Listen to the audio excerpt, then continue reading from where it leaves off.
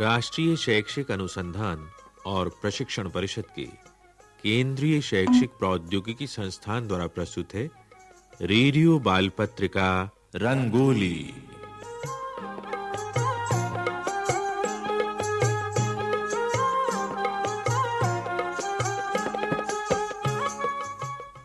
रंगोली में आज सुनते हैं रोग निरोधक टीकों पर आधारित कार्यक्रम मुक्ति की ओर।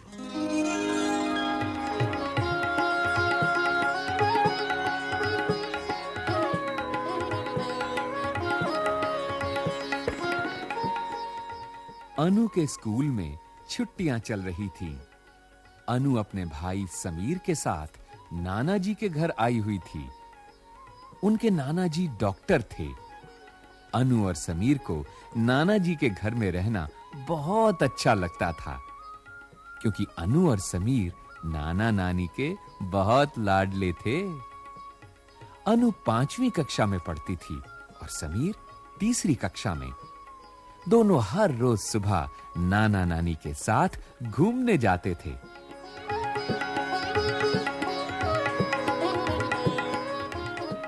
एक दिन सुबह-सुबह जब वो नाना नानी के साथ बाग में घूमने के लिए जा रहे थे,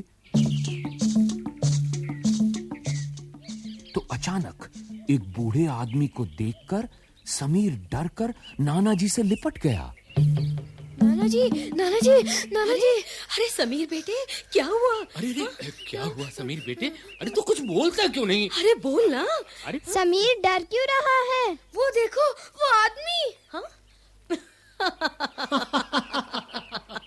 अरे ये तो फल बेचने वाला है, राधेलाल। हाँ, अरे समीर बेटा, तुम इससे इतना डर क्यों रहे हो? हाँ? देखा नहीं, उसके चेहरे पर कितने सारे दाग हैं। हाँ, दाग तो बहुत सारे हैं। अरे ये दाग तो चेचक के हैं, बुद्धू। चेचक के दाग? हाँ बेटा, चेचक के दाग। चेचक तो एक बीमारी का नाम है नानी। हाँ। मैंने अपनी किताब में पढ़ा था।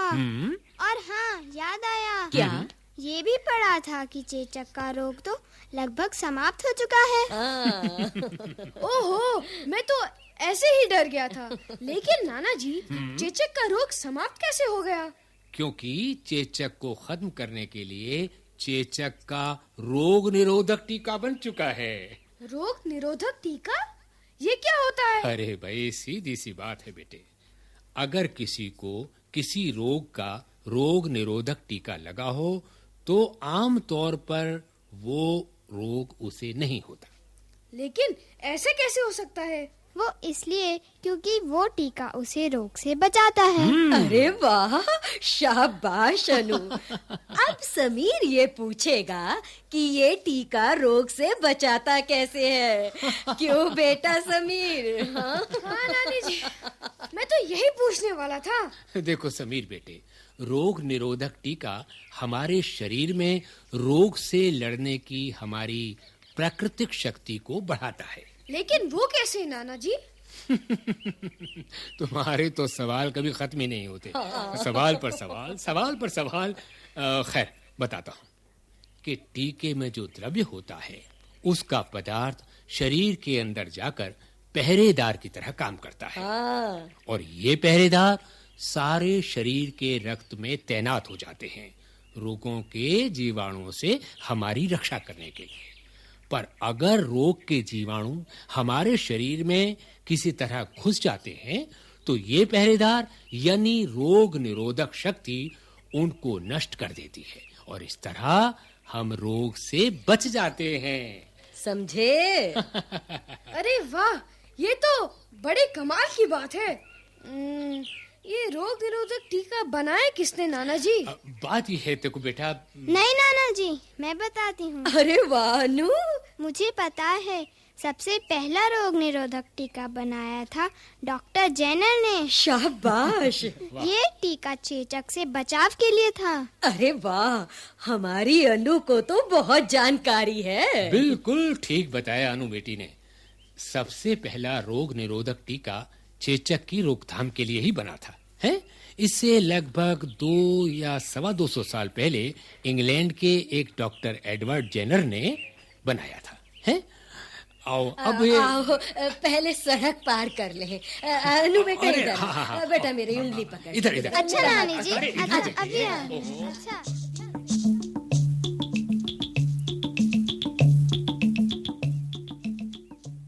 बातें करते करते वे सब उस बाग में जा पहुंचे जहां उन्हें व्यायाम करना था। व्यायाम के बाद वे सब घर पहुंचे। फिर सारा दिन निकल गया। रात को सोने से पहले अनु और समीर नाना नानी के पास उनके बिस्तर पर आ बैठे। मैं सोऊंगा। तुम नानी के पास सोना, मैं नाना के पास। अरे तुम दोनों अभी तक बातें कर रहे हो, सोना नहीं है क्या? चलो चलो, शाबाश, जल्दी से सो जाओ, नहीं तो सुबह आंख नहीं खुलेगी तुम दोनों की। सो जाओ। देखो बेटा, जिद नहीं करते। नहीं नहीं, अभी हम बातें करेंगे। अभी हमें नींद नहीं आ रही। और देखो, बड़ों का कहना अरे मानते। भाई सो जाएंगे, छुट्टियां हैं, थोड़ी देर बाद से। आप भी बस। हाँ, तो आज सुबह बाग में जाते समय हमारी बात अधूरी रह गई थी ना बेटे? कौन सी बात नाना जी? अरे अरे भूल गए भाई, आज सुबह रोग निरोधक टीके की बात हुई थी ना? अच्छा नाना जी, चेचक के रोग निरोधक टीके के बारे में। लेकिन नाना जी, क्या दूसरे रोगों की रोकथाम के लिए भी ऐसे ही टीके बने हैं? हाँ बेटा, बिल्कुल। दरअसल डॉक्टर जेनर ने जब चेचक का टीका बनाया तो उसके बाद दूसरे वैज्ञानिक अन्य संक्रामक बीमारियों की रोकथाम के टीके बनाने के काम में जुट गए। उन्हीं की कड़ी मेहनत से हमें अन्य कई रोग निरोधक टीके उपलब्ध हुए, जैसे। मैं बताऊं नाना जी? हाँ, बताओ बेटे। बताओ बेटा, बताओ।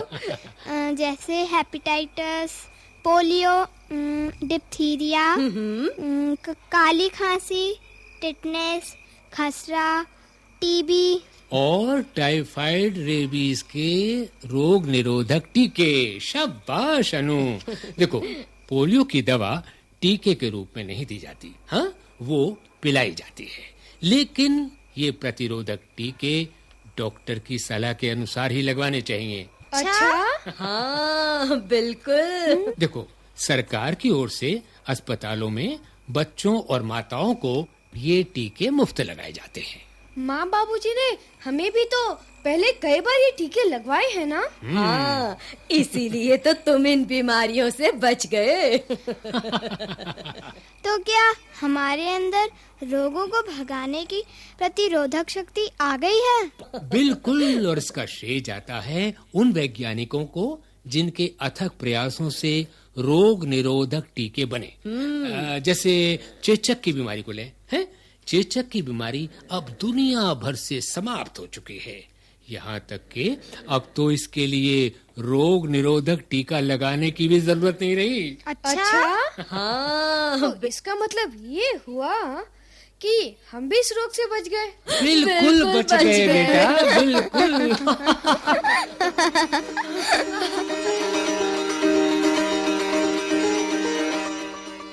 बच्चों, डॉक्टर एडवर्ड जेनर ने संक्रामक रोगों से मुक्ति पाने के लिए संसार को जो रास्ता दिखाया, उसी पर आगे बढ़ते हुए आज प्रतिरोधक टीकाकरण के अनेक प्रयास हो रहे हैं।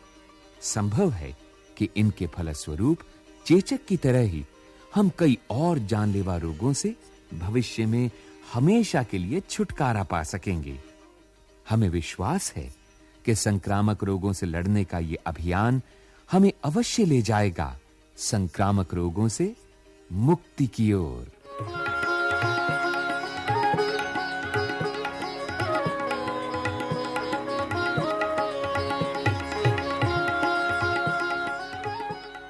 मुक्ति की ओर। अभी आप सुन रहे थे रंगोली श्रृंखला के अंतर्गत ये कार्यक्रम।